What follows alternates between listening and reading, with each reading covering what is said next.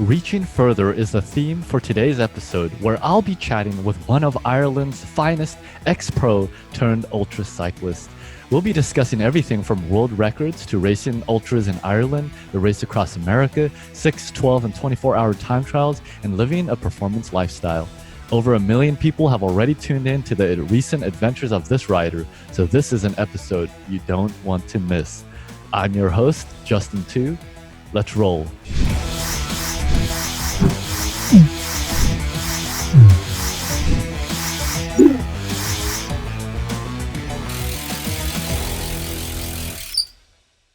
Hey Ultra family, Justin Tu here, your host of the Ultra Cycling Show. Thanks for tuning in. Today we have the great privilege of being able to chat with one of the world's greatest ultra cyclists, Joe Barr. He resides in Ireland. He does a whole lot, not only as an athlete himself, but also as a coach, as a race director. And you're going to love all the content that we have to chat about today. Joe's slogan is "Reaching Further," and you'll see why in a moment.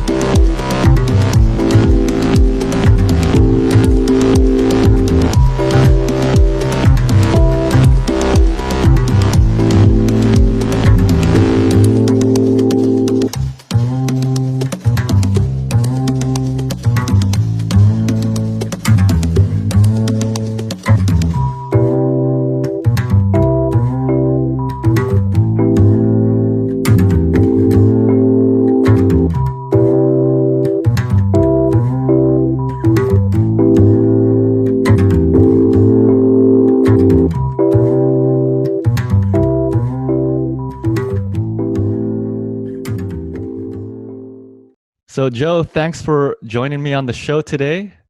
Thank you for having me. Really excited to discuss everything that you've accomplished as an ultra cyclist since 2009. And just to give folks a highlight reel of what you've participated in through the years, you've done all kinds of time trials, including at Sebring. You've done a variety of world records, especially there in Ireland. And recently, you set a new world record for a ride from Northern Ireland to Southern Ireland and then back again. And you've also participated in the race across America on 3 occasions. And I know even here in the US, you've been involved with the Silver State 508, and over there in Europe, the race across Italy. And so I'm looking forward to being able to discuss all of that and more. So Joe, thanks again. You're very welcome. Joe, I'd love to start with a quick sprint round of questions. Just a series of questions that I'm going to ask you so that way we can get to know you in a nutshell. You can respond in a few sentences. And the first question I have for you, Joe, is how long have you been riding bicycles? 45 years. All right. That's a whole record in itself, I'd say, to be committed for that long. How long have you been an ultra cyclist? I've been ultra cyclist in 2009, so 11 years. And before that, from my understanding, you were also a professional racer, right? Yes, I was amateur, international, and Mm, professional mainstream rider. Yeah. that's so awesome. Okay, okay, Joe. Currently, how many bicycles do you own? Ah, a lot. I don't know, like 6, 8, 10, maybe. Cool. Okay. What's your favorite of those bicycles? Colnago. One of my favorites is actually the Colnago E1 model, Mhm. but we have also the C range. The C60 is beautiful. And which of those bikes do you ride the most? I actually ride the Colnago E1 every day. I Oh, got it in 2007, and I absolutely love it. Yeah. wow. Okay, very cool. Now, in terms of a bicycle computer, what is your preferred device? Garmin Garmin? Okay. 1030. Yeah. Okay. And so I'd imagine you train with power?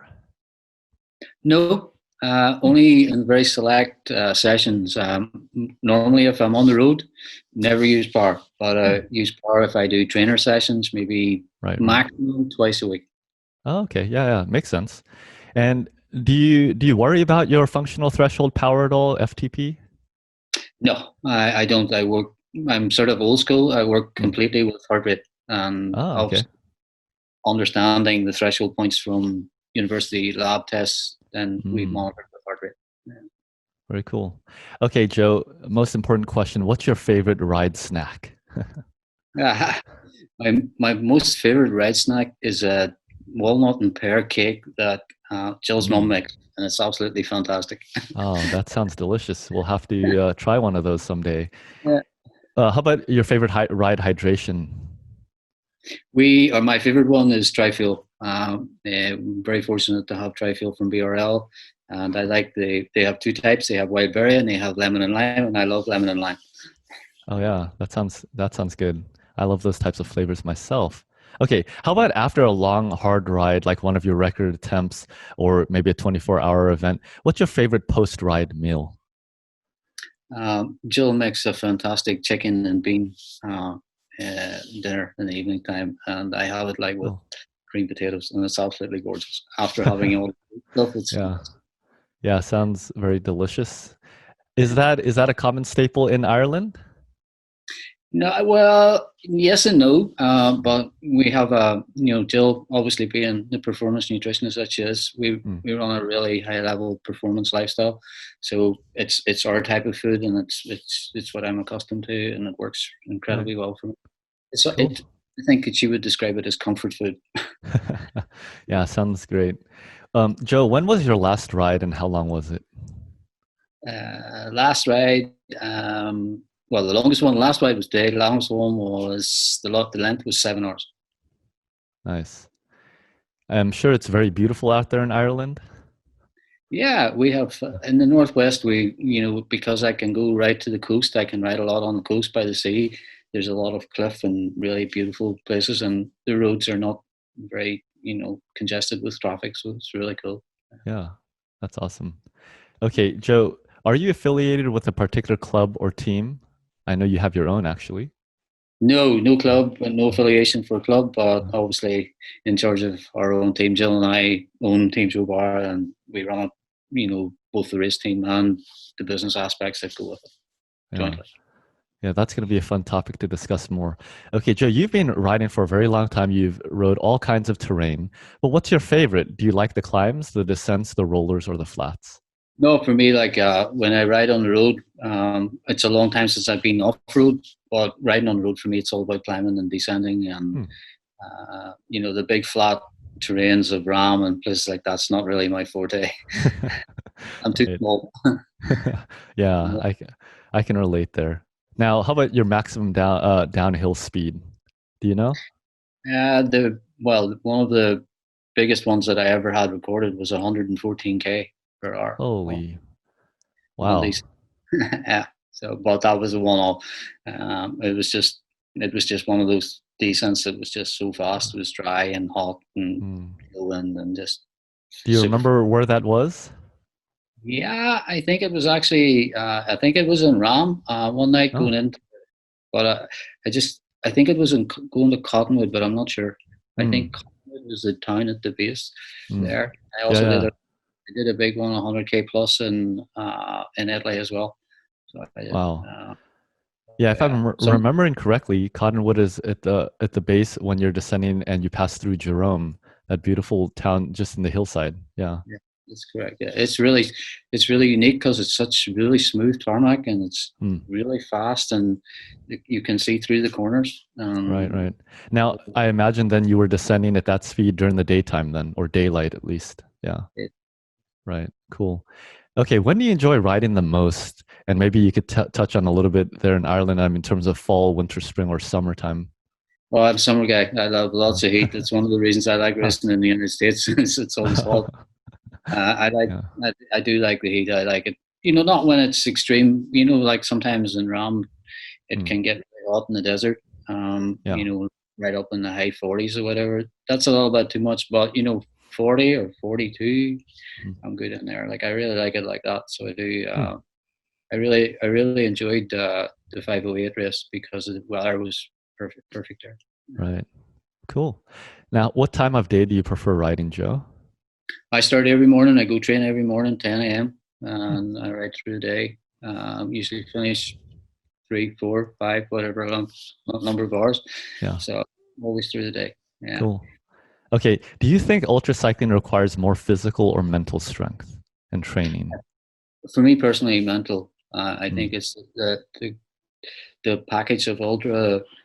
I think that there's a level of physical fitness required for sure, depending on what your aspirations are, because not everyone sets out off with the intention of wanting to win. They want to finish, or they just want to complete the course or whatever.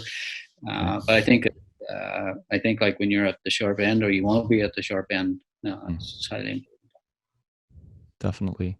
Now, Joe, what's your favorite event? You've done many. You've also set a variety of world records. Any particular one that's your favorite? Yeah, I have a real liking for the race across Italy. Hmm.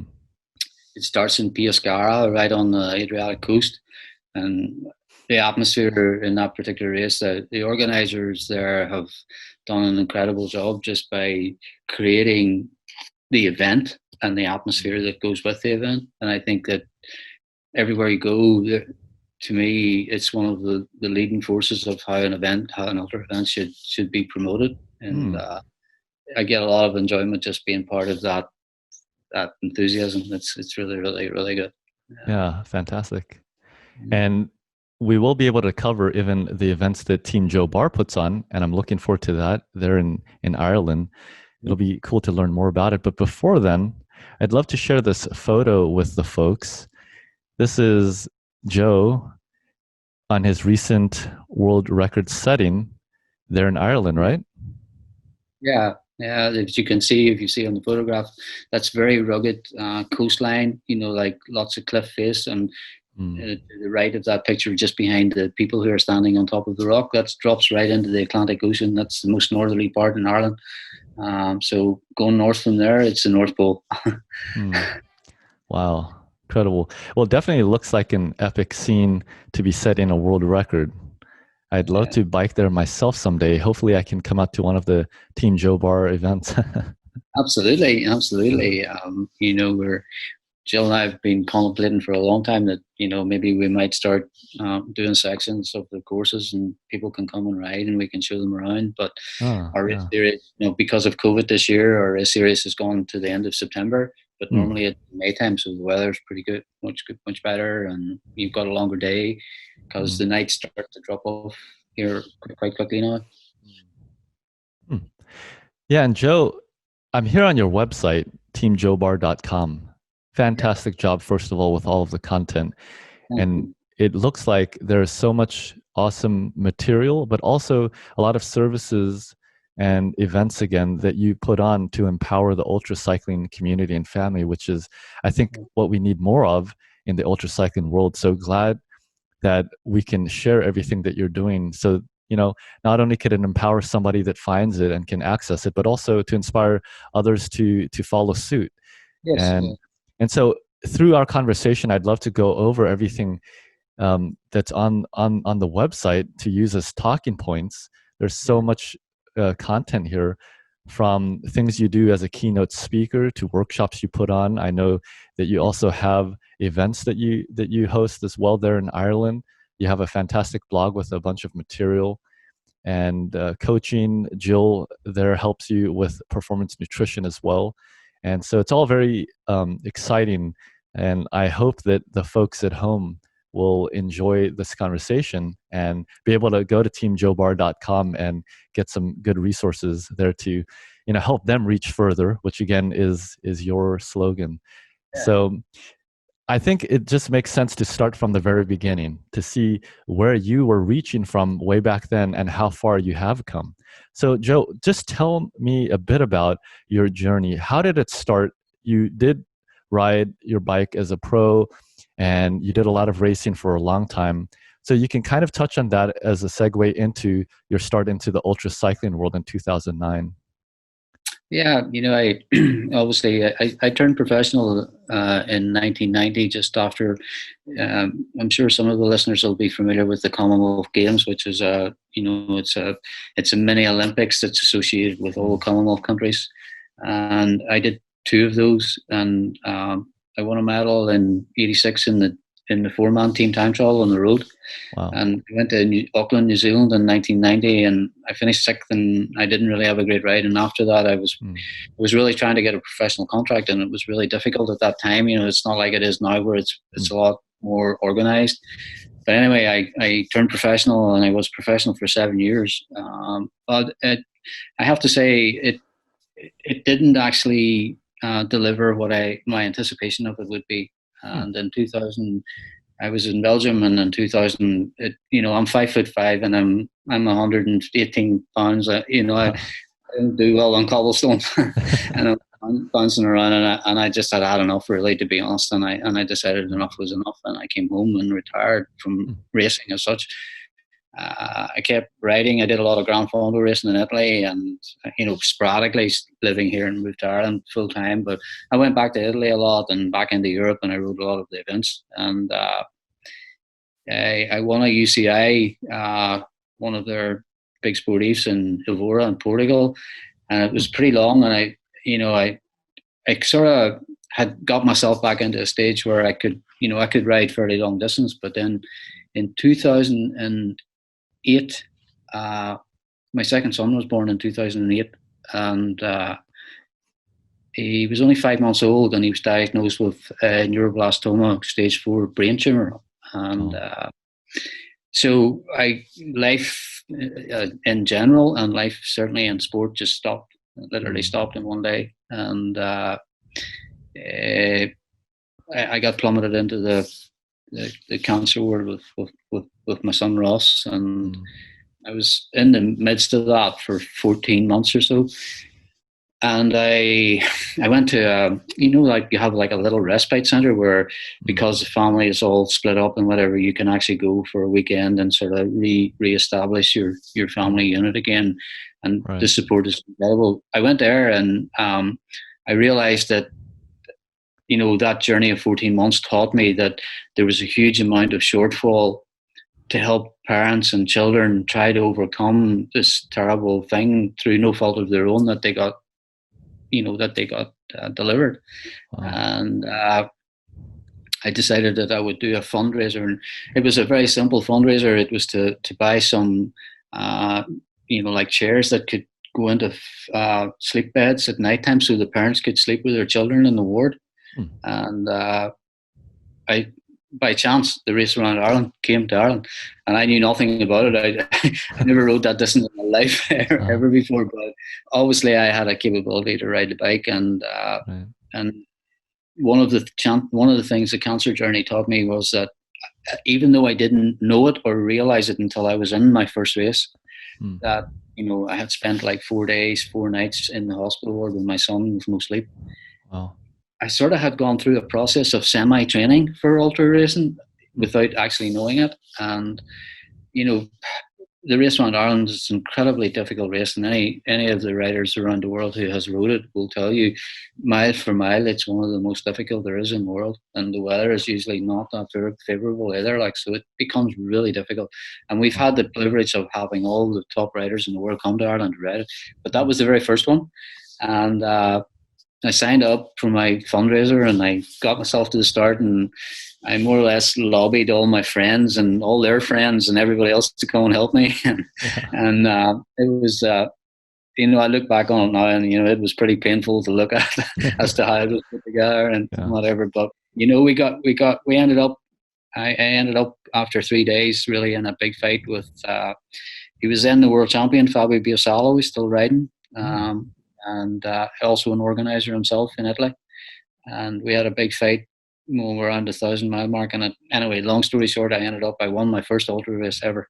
Wow! And that's where it started. And I was very grateful and thankful. And my son survived, and he's still alive today. And whenever I sort of got out of that, within my own self, I was in a pretty dark place in my own self, even though we had overcome as best we could all the situation that we were in. And I found that the ultra racing was a great platform for me to elevate myself out of what I would look back now and say was not a good, healthy mental position to be in for anyone. So I found that ultra racing really helped that. And I also decided that, maybe if I could get myself organized and get my crew organized, maybe we could have a chance of winning some of these races and find a way and find a sponsor and try and find. So I got qualified for RAAM because of Race Around Ireland. And in 2012, I eventually raised enough funds to get there, and I went to RAAM in 12. And I got altitude sickness in Colorado, and I had to retire from the race. So that was my second sort of big shunt in to ultra.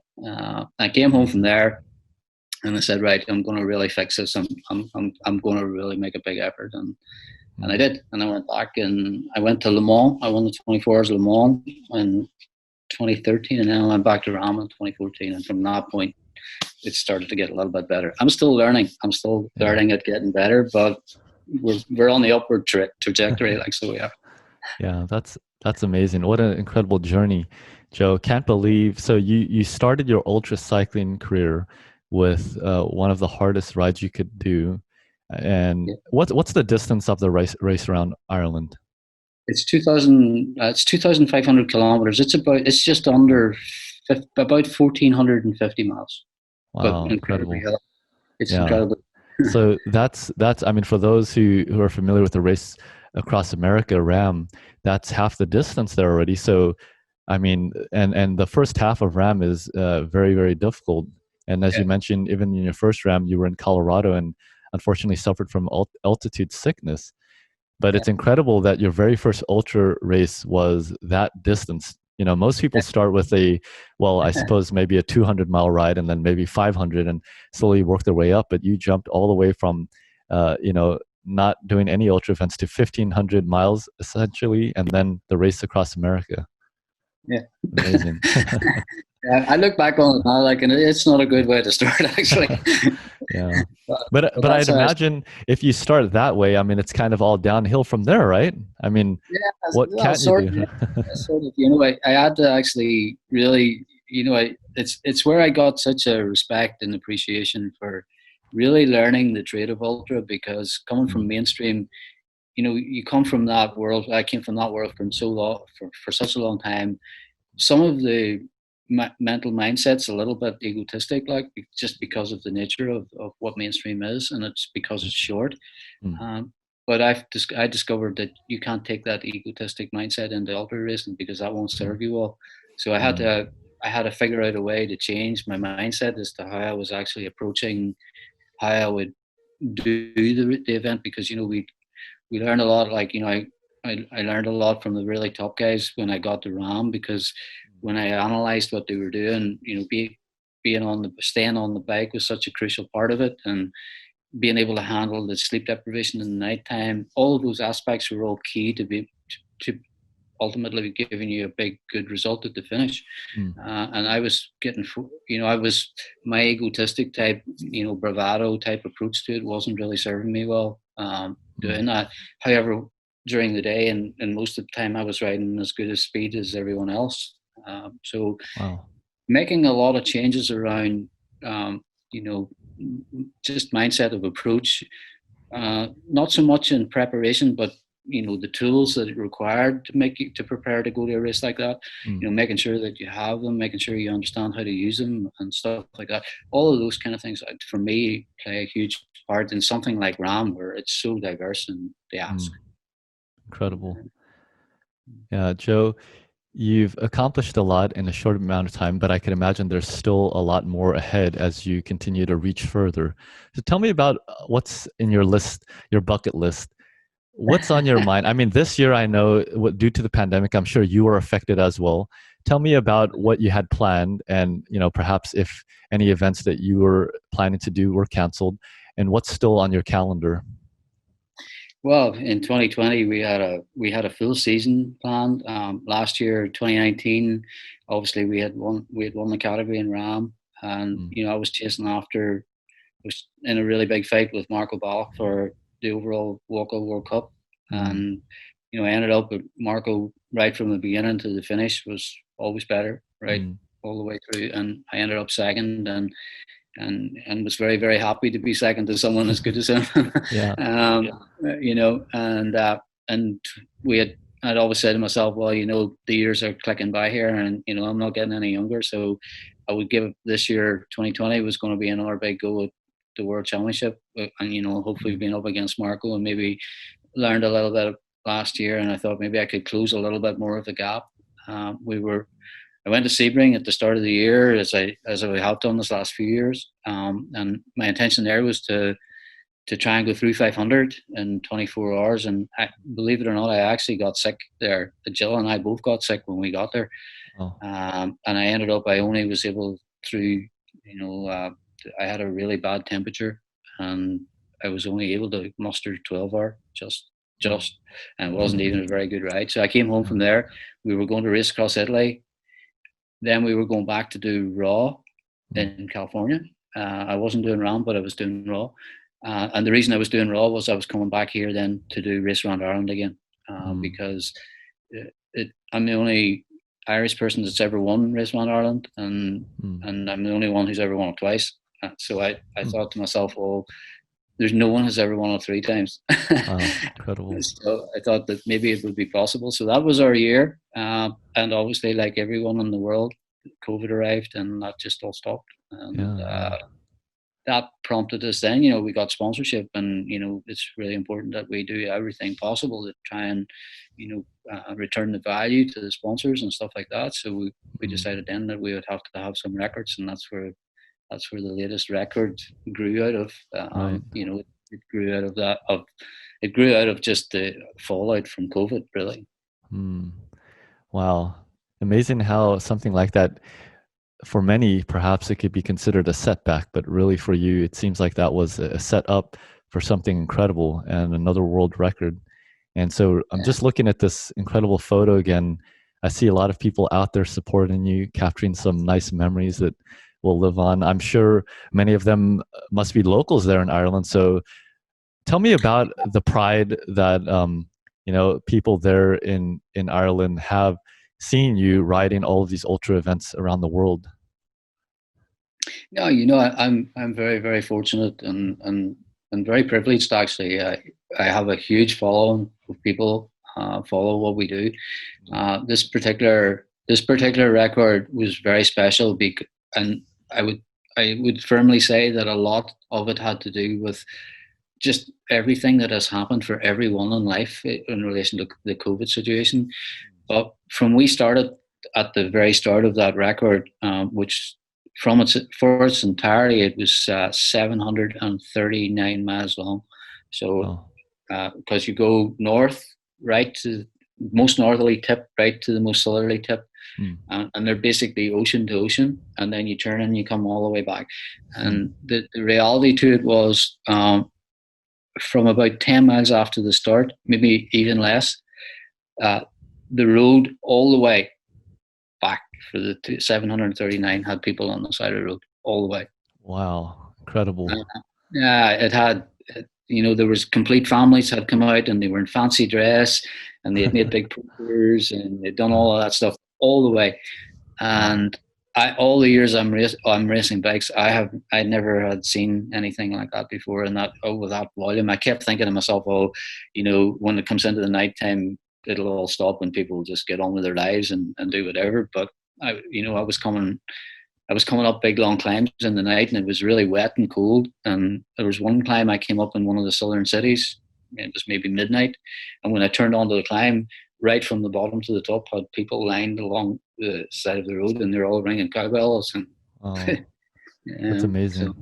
really cool. So the whole event itself, we had over 1.25 million people on all the social media platforms for the 2 days that we were on the road. Wow, that's So it was, incredible, Joe.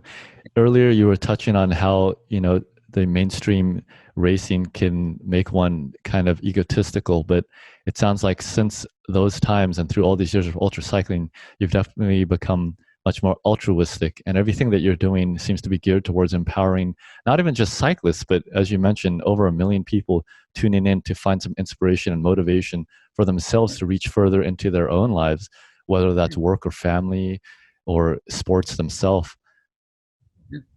it's Yeah. incredible. I sometimes sit, and I would read back through some of the messages that was on social media because there were so many. There was like hundreds and hundreds and hundreds and hundreds. Yeah. I flick through them and just some of them you would miss and some of them you would read, but you walk away thinking, wow, that has been all worthwhile. That has really affected and impacted people. And the bit that I got the most of enjoyment out of all of it was very evident to me that 80% of the people that was on the social media were people who were not cycling people. They were just Wow. people who realized, because for the first time ever, we put a GPS tracker on for a record, which is the same as you would have in RAAM. So everybody could see me coming, so they would come out of Wow. their house and see me go by and whatever. So that concept, it was a concept actually, that Jill came up with, because she just thought, let's take the race to the people. Let's Yeah. take the Wow. race and present it to the people rather than expect the people to come and watch us. And Fantastic. it was, and it worked so well. And we're we're planning another record at the moment, and Mm. hopefully that'll be as successful as the last one was. Yeah. Yeah, Joe, I'm sure it will be incredible. Thanks for sharing that story, and hope to dive into more details surrounding that and kind of how everything played out. It's really incredible to watch someone like yourself and other ultra cyclists in the world and in the ultra cycling family who are riding not just for their own achievement and their own challenge and self, growth and all of that, but for riding for a cause and for something bigger than themselves. And I think that's one of the things that attracts people to ultra cycling as well, to use it as a platform. And again, as I touched on earlier, as we are looking at your website that I'll pull up here again, it looks like you're a definitely great ambassador for the sport of ultra cycling and everything that you're providing for folks, not just through your website, through your coaching, through your speaking, but even just your writing and people tuning into that. Clearly, people find a lot of value in it. And what I wanted to do, Joe, I wanted to look here. I know you have your Race Joe Barr series of events, and there's a Yeah. specific website for that, racejoebarr.com. Yeah. And specifically, well, I want to show folks so they can get acquainted with it, because there are a whole bunch of different events around the world. And when it comes to choosing one to try to challenge yourself with, it seems like this one, especially from the photos that I've seen, would be an incredible one, not just for the experience of riding and the challenge, but even just for, a holiday or, a nice time out with your family, when it's appropriate to do so. And so I do see this cool countdown timer. Is Race Joe Bar still on for this year? Yeah, yeah. Obviously, with COVID, like every other situation, we had to be very flexible and we had to adapt. Mm. And one of the problems that we encounter here in Ireland is that because the island is so small, and we're under two different jurisdictions, because one part of the country is under UK jurisdiction, the other is Mm. under the Republic of Ireland jurisdiction, and not always are the two guidelines and the two restrictions aligned with each other. Mm. So one of the things that when we decided to have our races was our race, or all our three races, all straddle both sides of that border. Mm. And we utilize roads on both sides. So effectively, that brought a lot of restrictions that we had to adhere to. And sometimes, every time we looked at them, we couldn't get them to line up. So it left us really with, an option to either cancel or try to find a way to continue to promote the event, considering we knew that every ultracyclist that was looking for events, we're going to be starved of them. And we were no different ourselves. So we decided that we would move it along. Mm-hmm. And we moved it along, and we moved it along, and we moved it along until we got enough of the restrictions aligned. And in the 25th of this month is whenever we're going to be good to go. We've had to reduce the entry fee, or the entry itself, so that we meet the restrictions of the number of people that we can congregate or whatever, because our event, unlike most others, has an indoor start. We actually start the race inside because we got a large screen for the GPS tracking, so the crews and everything, and the families who were with them, can sit inside in the hotel and watch what's going on. We got this huge room. So effectively we had to readjust how we actually run the race to make it fit this year. But our 200 race, which was our, we always set off with the 200 race as a beginner's race to try and attract people who would normally ride 100 miles or maybe 110 miles in a sportive or something like that. But 200 miles was just too far away for them. So we try to coax them in and to try it, just to try. And we set it in such a way that they don't have to go into the nighttime. It's only a daytime ride, so that's a beginners. Then in 2017, I was very fortunate to win the World 500 Championship with Waka, and I decided to run a 500 race and try to get it onto the world calendar and promote it as a world round. And I always had the vision and the hope that maybe if I could promote a good enough race that the RAAM organization would take us on board as a RAAM qualifier. And so we had the 200 and we had the 500, and then we realized after doing it for 2 years that the gap between the 200 and the 5 was still too great. So we put one in the middle, and we had like a 320. So we found now that the people who we brought on in the 200 is now slowly making their way to the 320, and the 320 people are slowly making their way to the 500. And RAAM very, very, very nicely and kindly granted us a RAAM qualifier this year. So that's fantastic. So that means in Ireland now we have our 3 races, and the race around Ireland, and the race around Ireland has a short version. It's 1,100 kilometres called the Ultra, and they're also RAAM qualifiers. So we've got 5 incredible races and 2-3 RAAM qualifiers in Ireland, in a small island. Wow, that's incredible. Tell me the population of Ireland, just to give people context of. All over, it's when you take the two jurisdictions, it's probably not much more than 5 million. Incredible. The whole island. And it sounds like between the Race Around Ireland and Race Joe Barr events, it looks like there is an incredible pipeline, almost a development platform for ultra racers in the country. Yeah, and our objective always was to leave a legacy behind. That we were very fortunate that we got to travel around the world and get to race around the world, and we met so many friends who helped us whenever we were going to the States at the start and trying to make our way. So we realized that, Jill and I have worked incredibly hard over the last 3-4 years with the team to try and promote the sport first of all, but leave a legacy that actually gives a platform for people to actually make progress. But as we all know, one of the most difficult challenges of ultra racing is the cost to move around the world. If you want to take a team, especially if you're here in Europe, if you want to take a team to RAAM, that's a big expense to do that.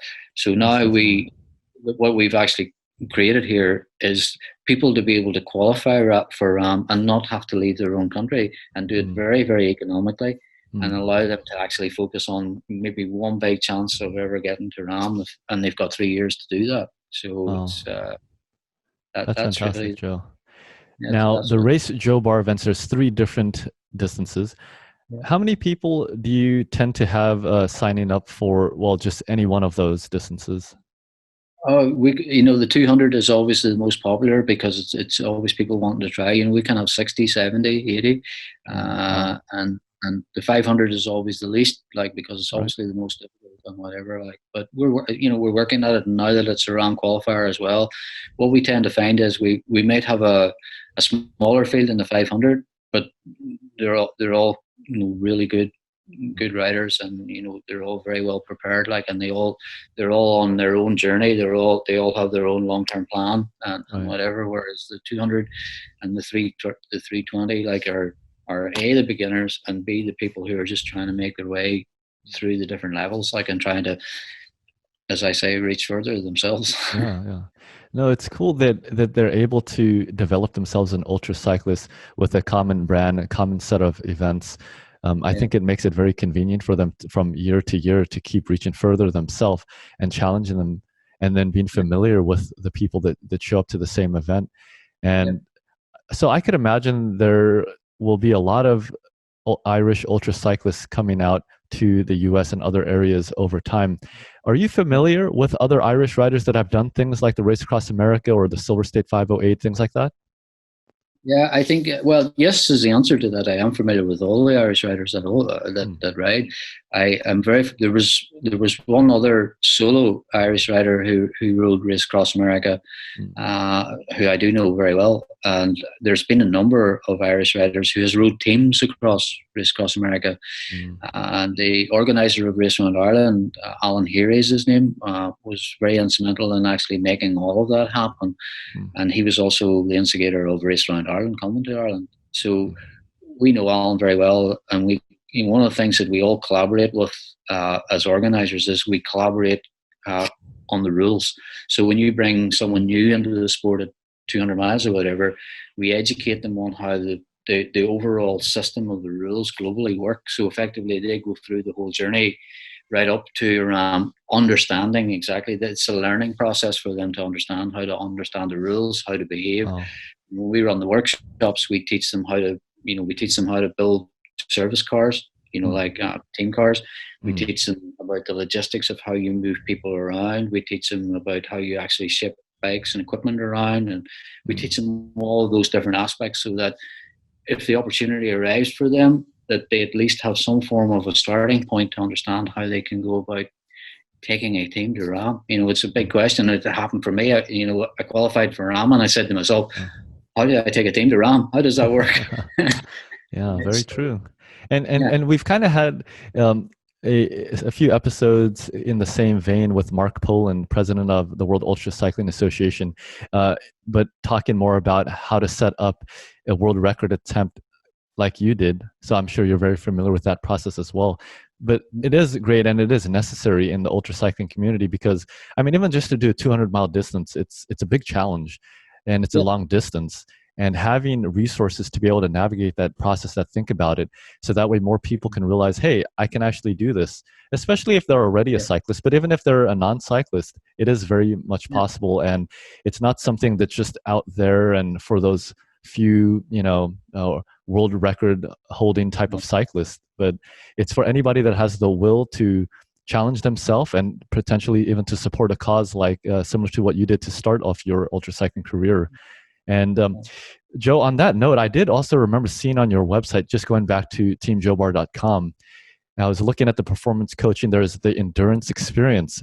And I did want to kind of highlight this because I was reading through this and it sounds like people have the opportunity, at least out there in Ireland, to be able to have a whole day with you and Jill and your team, to be able to ride with you, to get coaching, to get advice, but also to have a variety of workshops to discuss things like you were saying. How do you even set up a crew? How do you prepare your yeah. vehicles, nutrition, so on and so forth? Just touch on this experience, and that way we can give more ultra cyclists and even event organizers some inspiration and some tips to replicate the same thing wherever they are, whether that's here in the US, across Europe and Asia, or all around the world, because I think it's a great model. Yeah, when we set off, like, and we decided that we were going to, build, a legacy, which to me is so much more than just a race team that's going from event to event. And Jill and I sat down, and Jill's project manager as well, like, so she's very equipped and very smart around how we should do that. And we decided that we would try a workshop. We said we're not going to do this long term, but we're going to try it, and we're going to see, and then we'll see if that has success, and we'll go forward from there. And I mean, the very first workshop that we ran, it was full, and the riders that actually came to it have all progressed on now to at least 500 level. Wow. Two out of the three in total out of the whole day have crewed on my team. We've taken them on our team and said, right, you're in the hot seat, you get in. Two of them we took to RAAM on a RAAM crew. Nice. To let them see, what the next level is, and so on and so forth. So, and one of the things that we discovered, that Jill and I discovered, was the willingness of that, let's call it help, and association, to come back to us as well.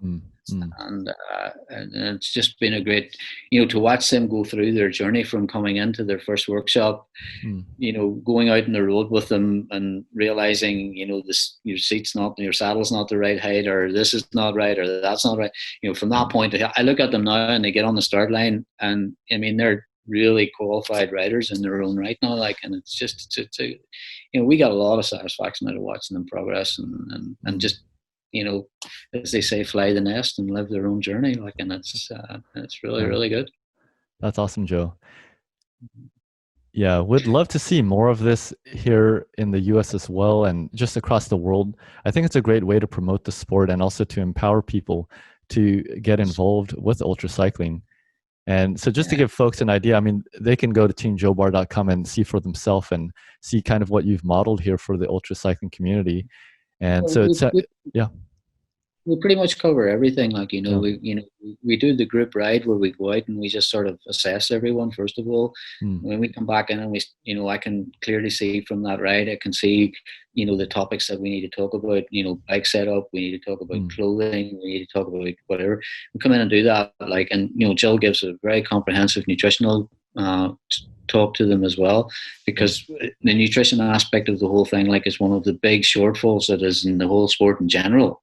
Not just for beginners. Like, I mean, I see it right across the board. So, we do that, and then we talk a lot about the logistics, as I said, like, how you equip a service car, how you shift equipment around the world, what you need to think about.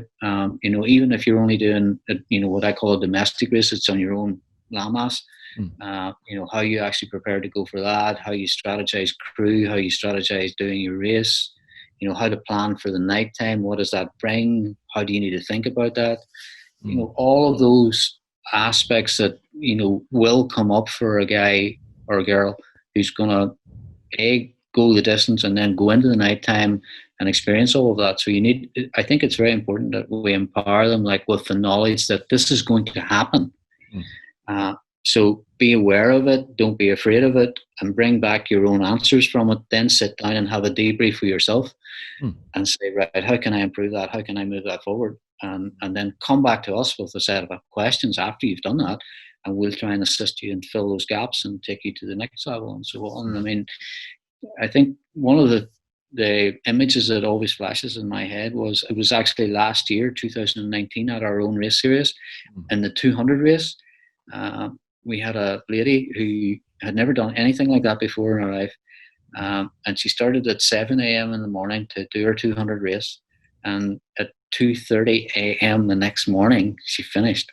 Wow. And what happened was, because we have an indoor facility, it's not outdoor. The local bar and the hotel had actually closed. All the people came from the bar, so she had this huge audience sitting and waiting on her coming in. But the experience that she had as a person I'll never, we still talk about it, because the expression on her face, her own expression of just the enjoyment of what she never felt was possible in her life. Oh, That type of a story, like that's what you get in the 200 type race. Like, so it was really good. And this year, for the first time ever, we have our first lady in the 500. wow. That's fantastic. Incredible. It's an incredible framework that you've created there and a platform for ultra cyclists. And fortunately, anyone from around the globe can make it out there to Ireland. But I'm sure, especially for people living there already, it's just fantastic what you're doing, and it makes it so accessible. And so, again, I'm sure we'll see a lot of Irish riders coming out to the larger events on the global stage, and following kind of in the lead that you've taken through the years. I do want to get back to the race, Joe Barr. You mentioned the different routes on the website. You could see there's the 200, there's the 330, the 500. And I know that there are the GPS maps as well. And I want to pull that up to give people a context for the country, for the rides that you do. And also because your recent world record attempt this year was here from north to south, the northern tip down to the southern tip and back again. Yeah, that's correct. Yeah, very cool. Yeah. So it's the midst of the country, the middle of the country, the start at the top and the turning point at the bottom. The 100 mile after the start and the 100 mile before you arrive at the turning point are incredibly hilly, and the midsection up through the middle is pretty flat, actually, pretty flat. Yeah, Joe, I see this here in the elevation chart. It seems like a lot of ups and downs. Yeah, and a few very high ups. Yeah. 1,300 feet there. Yeah. So this is the 500-mile course, and it has 24,500 feet of elevation gain. So that's a challenging course. That's what it translates to. Yeah. And you got to take up. What I would say to everyone who looks at the courses, all those courses are. You got to put them in context of what they are. The 200 course is designed for someone who's reaching into 200 miles for the first time. So it's challenging, but it's not too much, and certainly doesn't take you into the nighttime. And the 300 course, had to be a step up from the 200. It had to bring in a lot of more dimensions, like of challenge. Like the roads are smaller, they're much more up and down, and they're much more difficult to navigate, because learning to navigate correctly is also another big concept in ultra racing. So that brought a lot of navigation in. So we're trying to piece in all these different tasks that's required, but not overwhelm the person that is too much for them. And then in the 500, it's a walk-up 500 world round, and it's a RAAM qualifier. So therefore, it has got to be of a level that reflects that position, and it is a difficult course. I remember the very first time it was raced. Chris Hopkins was the president of WOCA at the time, and he came to race it himself. And he'd just come from RAAM, and he said to me that he felt that it was one of the most difficult 500s he's ever rode. Wow. Simply because of the continual elevation. It's actually, in a smaller way, it mirrorizes really what the race around Ireland is as a world round. Like it's not, doesn't have big climbs like Italy, or big climbs like Wolf Creek or anything like that. It doesn't have those kind of climbs, but it has a huge amount of small ones. Right. They just accumulate and accumulate and accumulate and accumulate. So it teaches the riders to get technically better. It teaches them to be good at navigation, teaches them to manage nighttime, nutrition, all of those things like that, because the ask is actually pretty demanding.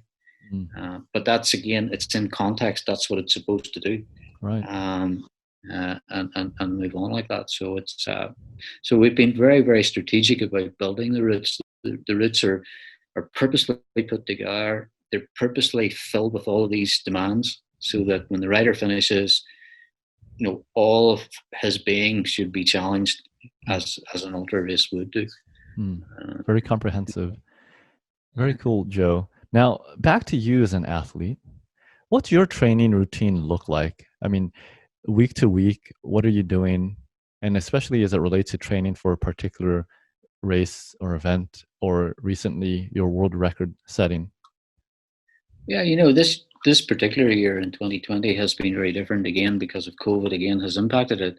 Mm. But one of the things that I discovered as a writer this year was I found the let's call it the lockdown, and I'm going to put this in context because we were very fortunate here in Ireland, unlike a lot of other countries where the lockdown was so severe that people were restricted to like a 2 kilometer radius from their home. Right. Our jurisdiction didn't do that because I was allowed to go outside and ride my bike Mm. by myself for as long as I wanted to go and Mm. ride.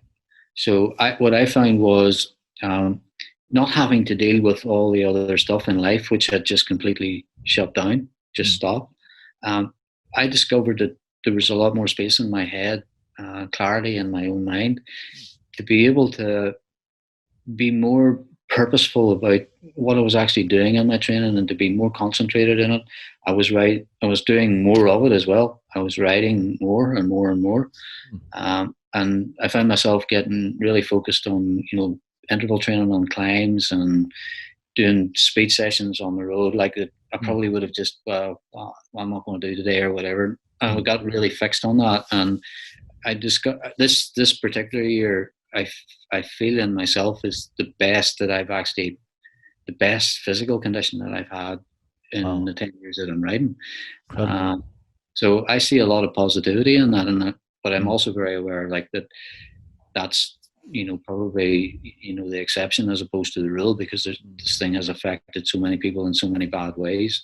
Mm. But for me, that's what it did for me, and so when I got to the record this year, I have rode more miles. I had done more speed work than I'd ever done, Mm. and I had climbed more. And one of the things that changed was instead of doing 3 to 5 hour rides, I was doing five every day. It was a short day, and I was doing 7 or 8 or Mm. whatever 9 or 10 hours like of riding. Wow. Um, and for me as a rider, I've always had really good condition when I do lots of riding and the weather's really good. And in Mm. Ireland this year, the summer was good and the weather was really hot. So when I got to the record, every rider always thinks that they can't do it, and and they're not in top. And I was no different. I was sort of saying, oh well, maybe I don't feel that great or this or that. But the Yeah. reality is, when I started the record, I absolutely knew I was in really good form, and Oh. and obviously the results sort of Mm. showed that that's the case. Well, big congratulations on that again, Joe, and amazing that you were able to accomplish all that you did and get to the best form of your cycling career in ultra cycling. I mean, that's amazing. For the folks who don't know, how old are you, Joe? I'm 62 years old now, so Wow.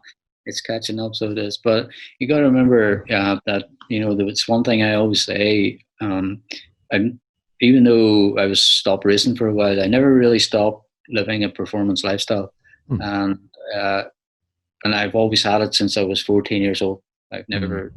I've never done anything other than what made me good on the bike. But I think that there's a huge element of of the success of where I'm at the moment down to the nutrition aspect of what Jill runs like, because I mean it's a huge workload that she does every day in relation to preparing and cooking and thinking about where I'm going to be at, what I'm going to need, and that on a continual basis, as well as everything else that's going on. Mm. So it's not just we operate like just a bit like the team, only in a mini version. Like it's a real team effort from us. Like, and it's not it's not always just everything I do. It's certainly there's days it's a lot what she does, and Mm. even when we go to the races or whatever, the level of preparation, like when she goes, how she's prepared to, how everything actually functions mobile Mm.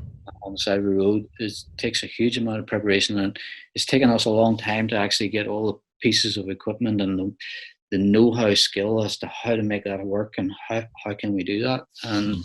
And I think a huge amount of the success of what we're doing certainly lies with her too. Like, so Definitely You a know, team effort. yeah, it really is. Yeah. It's, because we run the race team and we run the business, and it's a lot of work. Like, it's we do 15-hour days every day, seven Wow. days a week. So it's Wow. yeah, it's pretty much like that. But I'm sure, I mean, I can relate in my own ventures here in the US that the ultra cycling, it's like a positive feedback cycle where, you constantly being sharpened out on the road mentally and physically. And that enables you to do the business things that you're doing, coaching others, putting on the events that you do, right? Yeah, yeah, absolutely. Like, I get a lot of satisfaction. I sit on the board with Mark, although he's a boss. I've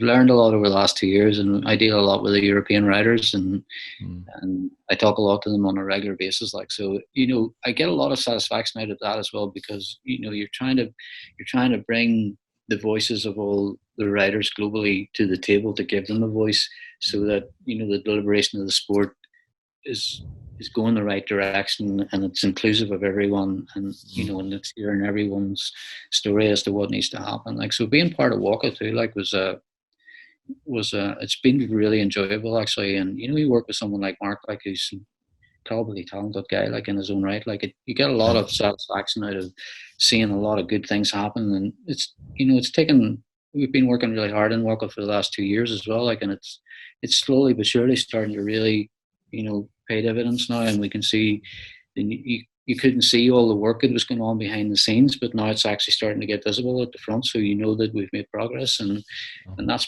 been an incredible journey too. Like, and oh, just the friendships that we've created. It still always refers to it as the endurance community that we have. mm, mm, And we've made so many great friends, in the States, and and pretty much around the world, really. yeah. Uh, so Yeah, and I always believe teamwork definitely makes the dream work.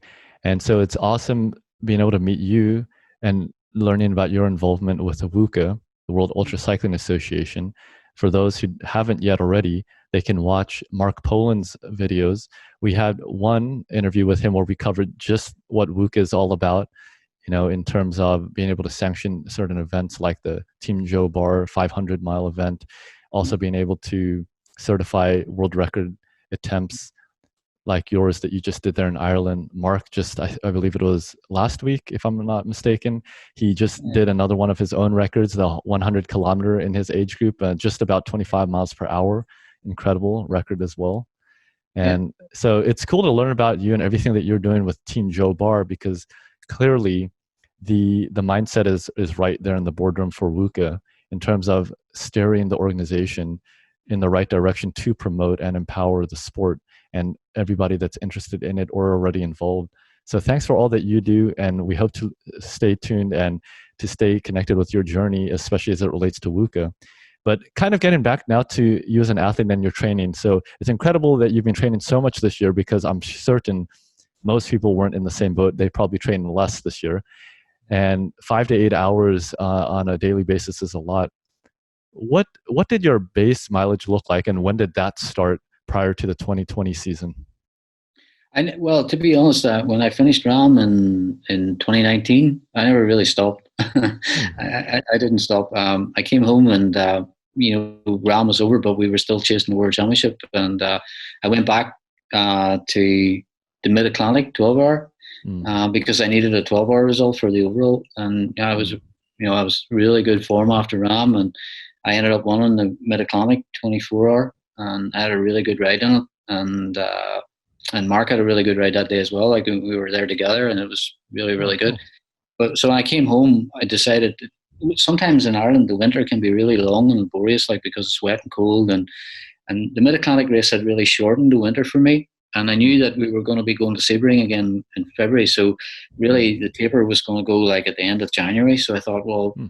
I've got like 2.5, 3 months here, rather Hmm. than stop and have to start again or do any of that stuff. And normally Hmm. I would do a lot of running in the wintertime, and Hmm. this year I just kept riding. And then we went to Sebring, and obviously I got sick at Sebring, but that was just a one-off. Hmm. But I think it had, had the COVID thing not arrived, I'm not so sure that I would have been in as good a condition this year, because I would have probably just continued the way I was in 2019. Hmm. And a big week, big week for me, like in 2019, was probably before RAAM. I was on about 30 hours a week. Hmm. That's where I was at. Not much more, but like this year, there was weeks this year I rode 45 and 50 Wow, hours. incredible. Right? So it's a little bit unfortunate, like, but then it's sort of like swings and roundabouts. It's Hmm. if all the races hadn't been knocked over, then I wouldn't have had the opportunity to ride as much as I've been riding. And Right, right. but when I look at the record result, I know I'm in better condition. Hmm. And what it really taught me was that you really do need to pay a lot of attention to a season that's really constructed, because you're either preparing to go to a race, or you're recovering from coming back from a race and Hmm. trying to get ready to go to another race. Hmm. So all of a sudden, in the midst of all of that, training gets really disruptive, and it's Right. very easy to lose sight of nutrition and when you're moving and traveling and all Hmm. of that stuff. And I mean, I didn't have a great. I won the category okay in RAAM in 2019, but I didn't have a great race, to be fair. Certainly didn't have the race that I expected to have. And when I look now this year at the condition I've got now, I know that that's an absolute truth, because I'm just in so much better form now. Like, and I think a lot of that was down to the fact that I did get the schedule a little bit off for RAAM last year, and I done a little bit too much because we went to Colorado to prepare just before RAAM. Hmm. And normally I wouldn't have done that. Normally I would have just went straight out to California and went, maybe spent 4 days, 5 days, and then went straight in the race. So I learned a few things like that from it. But 30 hours last year, certainly 40 to 50 this year, sort of the Wow. baseline mileage. It's And so you're riding a lot, and this year you said you were riding, 5 to 8 hours average a day, about 6 days a week, right? mm, And how do you? You're a coach as well. You coach many other ultra riders. mm.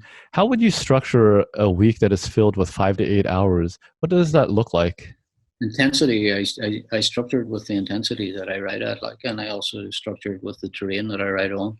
Hmm. So if I was going to have a day where I was really pushing on a really hard course, the next day I wouldn't. I would be shutting the gas on the intensity, and I wouldn't be going as hilly or whatever. And sometimes I also break the sessions into two, so I do one in the morning and one in the evening. Hmm. Um, so I do a lot of split sessions, so I do as well. And I find that doing the split sessions allows Jill a greater opportunity to manage the food and nutrition, like, to allow that process to continue. Like, so, but there was a few, like, to be fair, there was a few days that that I found myself just getting almost to the edge where Hmm. I needed to stop and take a break and take a day out, like, so, and I did do that. Normally one of the first signs, like, of getting to the point of overtraining, even by watching what you're doing, like, is you struggle to sleep, you have insomnia and stuff like that. Hmm. And I can always tell in my own self that if that starts to happen, or I'm struggling to go to sleep after a big ride, because normally if you're recovered and everything's good, you should just go to sleep and be okay. Like, so I monitor an awful lot by feel, because I Hmm. have a lot of experience, obviously, the years I'm riding, like, so I know my own body really well, so I listen Hmm. to it relatively well.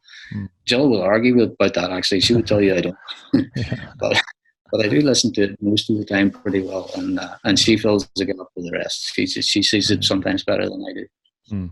Yeah, I've always felt myself that one of the difficult aspects of being an athlete in general, but especially an ultra endurance cyclist, is knowing when to take a break. And Mm. that is, I think, also a hallmark of a good athlete, is knowing when to hang the shoes up for a day or a week. So in your own training through a year, and depending on how many events you're doing, typically, are you taking a regular rest period, whether it's just for a day or several days or a week, every month or two or something like that? Yeah, every month it would take like two, like that, I, for sure. And there's days, like, that I might only, I call it active recovery. I might go just for an hour and a half, and just Hmm. ride around. And there's days I don't do anything at all. And but I get a lot of active recovery enjoyment from going for a run and not riding my bike. Oh, Uh, I've done a lot of cyclocross, and I just have a love for running as well. And I don't run very well. I'm a very poor runner, like, but I quite enjoy it. I always find revitalized after it. So I do maybe a short run by the river and come back in, and the next day then get back in the bike, and it's good again. yeah. Sounds like a nice break, and I'm sure change of pace to be able to get on your 2 feet. And you're doing a lot of riding. Tell me about your sleep. How much sleep are you averaging every day if you're training 5 to 8 hours? We're very regimented in that I'd probably be in bed every night 9:30. Mm. Um, Certainly not much later. Uh, maybe we spend 30 minutes watching Netflix or something like that. Go sleep. Yeah. Cool. I would be good to 8 in the morning. Mm. Uh, every morning. So I would like, so I do, I work really well on that cycle. Mm. Um, and then I get up, I have breakfast, and by 10:15, I'm on the bike and go. Mm. How about training for sleep deprivation? You've done a lot of multi-day events. What does that look like for you? I think that's a very good question. At the beginning, it looked like, the egotistic mindset of bravado, where I'll be fine, I'll find my way through it, I'll beat my way through it, or whatever. It was a Yeah. bit like that. So that obviously didn't serve me too well. Whenever you really analysed the data, like, I was more time off the bike on the side of the road than I was actually moving, so that didn't work Oh, very well. But we did a lot of research on. I'm sure everyone's familiar with the term Christoph Strasser. So we yeah. did a lot. We did a lot of research on his behaviour on the bike, and we looked at quite a number of the top guys. We looked at what they were doing, and one of the things that became evident to us, and was something that I had to practice an awful lot at to try and manage it, was to actually slow up. To actually slow up, because when you press on, push, push, push. One of the things that I discovered happened was, first of all, I didn't have a true grasp of what sleep deprivation actually meant for me as an individual, because everyone's Mm. different. Mm. So if you read something, or someone tells you something, that's a reference point that's relative to them or whatever, Mm. but it doesn't Wow. necessarily mean it's a reference point for you. And Right. the first thing I had to do was try and understand sleep deprivation and how it impacted me. So I had to understand when it arrived, Mm. what did it look like when it did arrive, what did it feel like, how long did it stay, and what happened directly after it. Mm. So understanding all of those things is very difficult to do when you actually just race, because you're in the middle of the race and you're Mm. doing what you're trying to do. So you don't really have the space to think about all of that stuff, or even if you do, it's not thought through very clearly. And one of the things that I also discovered for me was that prior to sleep deprivation arriving, I got myself into this position where it was almost like someone getting ready to go to battle, where Mm. my body was tense and I was nervous and I was not paying attention to everything. And it was like I was getting ready to get into this fight Mm. of this thing that was coming. That I didn't really know when it was coming. I didn't know what it was Yeah. going to do to me, but I was going to fight it off. And that the amount of energy that was wasted, the lack of it created a lack of clarity in my head, that I didn't make good decisions and I didn't really ride smartly.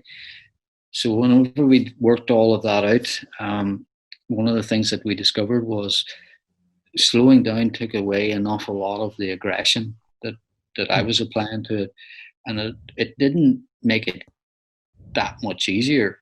But what it did do is it allowed to be a lot more clarity in my head to make better decisions around what I was doing. And I also discovered that if I slowed to a certain point and that wasn't enough, then slow another bit. Wow. But the objective is don't stop. Mm. And So true. don't stop. So because if you stop for 5 minutes and there's a rider directly beside you, and that rider's only doing 10 miles an hour or doing 8 miles an hour, Mm. right, and you stop for 10 minutes, measure how far that other rider gets in front of you in that period of time, Mm. huge. And then measure that by 6 or 7 times doing that, or Mm. 10 times doing that in night time, Right. the gap is incredible. And if you have to try and ride to close that gap, Mm. that's when you really realize I have to do 30 miles an hour plus or 35 miles an hour plus. Wow. It becomes an impossible task. So Mm. effectively, the whole objective is to stay on the bike the whole time, but you have to help yourself to do that. Wow. And understand how it comes. And that's where the crew comes in, because there's something that Jill and I had worked out, like where Jill would come to me and we have a sliding scale, right? And it's a 1 to 5. Mm. And Jill will go to me on the scale, where are we at? And I'll go, it's a 3. So she'll go, this is happening, and this is happening. So I know I need to deal with that. Huh. But if I go, it's a 1, and then she goes panic mode. She Oh. goes, this is not good. Mm. This is not good. So, but basically what happens is it's an interaction then that happens where, help to talk you through it. Like, questions like, have you been here before? Yes. Well, what did that look like? Oh, it looked like this, right? So if you do this, then this will happen. And you almost get to the point where you start to agree with it because it's correct. You have been there before. And if you do this, this will happen. Right. And all of a sudden, the crew and engagement actually helps to talk you out of this position. And it doesn't talk you into perfection position, but it talks you away from the place that you were. And that's that space that I'm talking about in your head, where it allows you to navigate and move around and not actually be stuck in the place where your head just is locked in the one thing. It's saying, this is horrible and I want to get off. Yeah. It takes you away from that point and it moves you around. And that's, to me, that's one of the great aspects of having a crew that can interact with you when you're in that and know you so well, because they, like Jill, can read my body language and tell you exactly what's going on with me. Oh. But having that sliding scale of, to be able to empower them with some kind of information that lets them know where you are, because they have no idea where you are. Wow. And I think when I see a lot of the crews, that's one of the places where the crews and the riders lose sight of each other, because the crew cannot understand what's going on inside the rider, where the rider needs a way to communicate that. Right. That's so true. Communication is really key, especially in a team. But it sounds like from everything that we've been discussing, Joe, that you have a lot of frameworks and a lot of self-reflection built into not only everything that you do in your own mindset and as an athlete, but also with your team, even with your events and with just everything that Team Joe Barr is. So I think it's a really great model, and I'm glad we're able to capture this and discuss it to share it with the rest of the ultra cycling family, because there's a lot of good tips and advice there.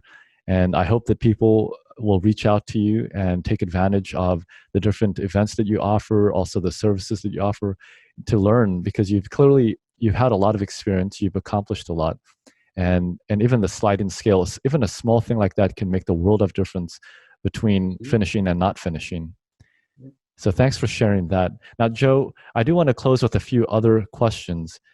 The first one I want to ask you is, what do you think, in all your years of ultra cycling and dealing with so many people, coaching so many people, being an ultra cyclist yourself, what do you think most people don't realize about ultra cycling? Whether it's a non-cyclist or whether it's just a non-ultra cyclist. I think that a lot of them don't realize the parallel line that is between ultra cycling and life on 2 feet. So they don't understand that those two things are so close together. And when you go ultra cycling, the journey takes you to a place that you normally wouldn't be. In normal life, you wouldn't be there. But it opens up your mind to all of these different aspects, and it allows you to ask questions that you would never have asked. It's no different for me. When I rode my first ultra race, if someone had said to me in 2005, you can ride 2,500 kilometers with no sleep, I would have laughed and went, definitely not. That's not. But the reality is, not alone was that possible, but over the last 10 years of doing what we've done, not alone have I realized that I was capable of doing so much more riding a bike. It also opened me up that I realized I had a lot of things, in my own self and my own being that really weren't addressed that well. and it allowed me to just be a better person. And I'm still on that journey.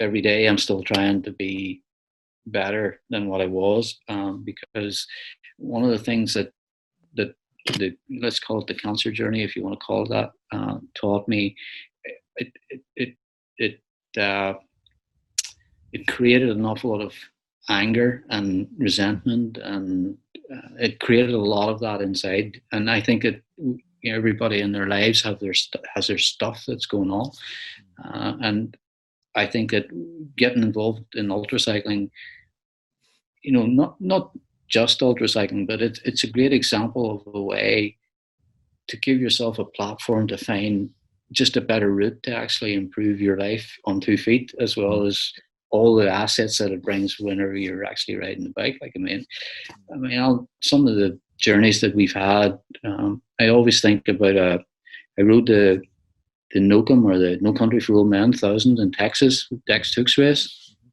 in 2000, and I think maybe 15 or 16. And I remember riding, there was a ghost town there called Dryden on the course. And I can still see it yet. I made a big left turn in Dryden, and we were heading to a place called Fort Stockton. And I've never been, it was in the nighttime. And we often see images of dolphins coming out of the water, and they're cresting like this. Yeah. There was herds of deer cresting like that in the bush, in the desert, in the nighttime. And Jill was out the window feeding me with a bottle that they were just on the other side of the road, and it was just experiences like that was just incredible. And there's just it's complete desolate. All you heard was the crickets and all the animals that were in it. It was just so, experiences like that comes in the bike, like, and it just opens you up to think, it's just such a privileged place to be, like. So all of that's changed. It's helped to change me, but it's and meeting all the people that we met in ultracycling, because they bring everyone that you meet. I always go to myself when I meet them. I always go, right, what are you going to bring that I can learn and understand who you are and understand what you're going to do. So that journey's been incredible for me. Like, so ultracycling for me, like, it's become, for Jill and I, it's become just a family. It's a big group of people that we know all over the world, and we interact with them every day as our own family. So that's really what ultracycling to me does for people. It changes their lives on 2 feet. That's what it does. Yeah, Joe, I couldn't have said it better. Glad you were able to articulate that so beautifully for all of us to listen to for many years to come, because it's so true how ultracycling, again, as we were talking about through this whole segment, is really, it does empower the rest of your life. It teaches you to reach further within yourself, but also in every area of your life. And it's no different than going to university to teach yourself to learn a certain trade. You need something, a platform, an education where you can learn to empower the remainder of your life, all through your life. And you're over 60 years old, and you've been at it for such a long time, and yet you're still pushing, you're still reflecting on your own life through all your experiences. And so I think it's just a great inspiration and model, and it's no wonder then that over 1 million people tuned in to your recent record attempt to be able to learn and to see, how can somebody at your age be so motivated, so ambitious, and still pushing the boundaries. So that's incredible. So with that, Joe, I want to ask you, what do you want to be known for as an ultra cyclist? When all is said and done, you've ridden your bike as long as you can, as hard as you can. What do you want to be known for? That's a very good question. I think I'd like to be known for someone who inspired people to go and do something really positive in their own life. And the feedback that I get after every race now highlights that. And it's like that lady who finished in the middle of the night in her 200 last year, and what it did for her. Or even if you go to a motivational talk, and there's people come up after the talk, or you get an email from them to say that it's impacted them so much, it's changed their direction in life, and things like that. I think that if you can do that for one person, you make a difference. There was a great friend I have in Washington D.C. His name is Len Forquist, and he's a two-time RAAM finisher. Mm. And I met Len in 2012 when I went out of RAAM. He was the rider who started in front of me, and my RAAM number like is 442, and he's 443. And Wow. That's awesome. and I in 2014 when I went back, I rode for his charity, HopeCam, that it's a cancer charity for children, like it connected children. And when we were all finished, and Len had said to me, he says, I was in his home, and he said, I was sort of disappointed that I had finished second in the category and I hadn't won or whatever. And he said to me that always remember what you're doing now. And he was referring to what we had did with the charity, that you're doing something more than riding a bike.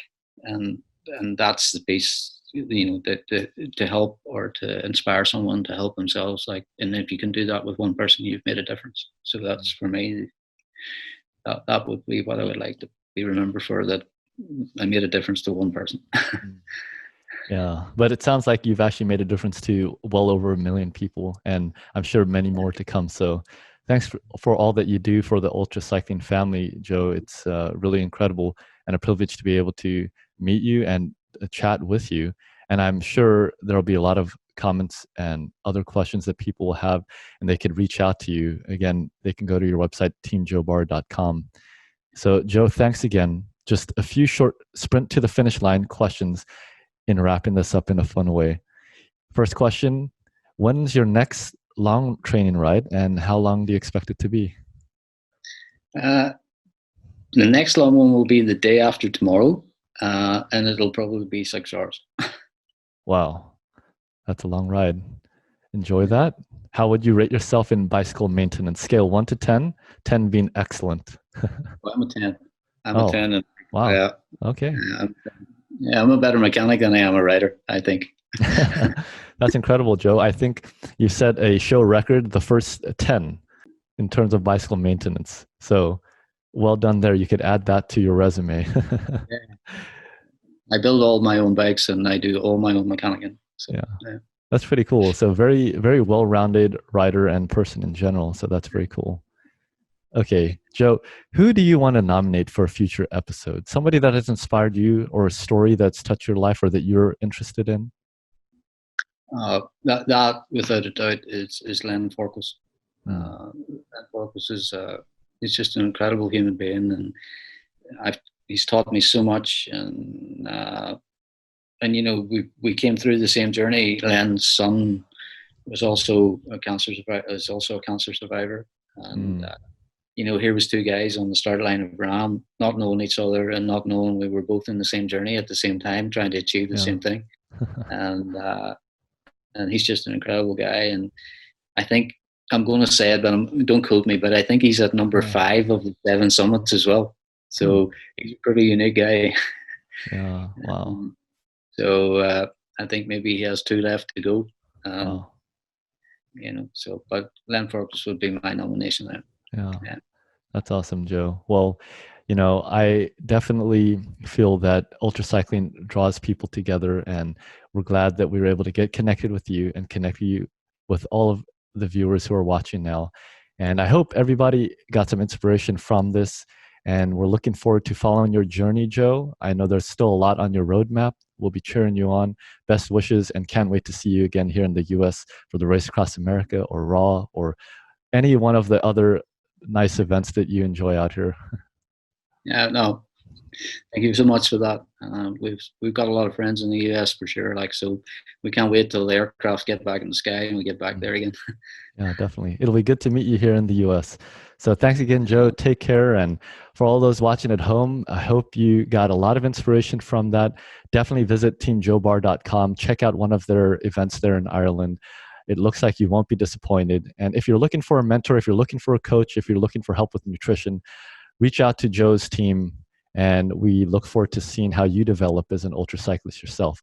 So until then, everyone, keep spinning ultra.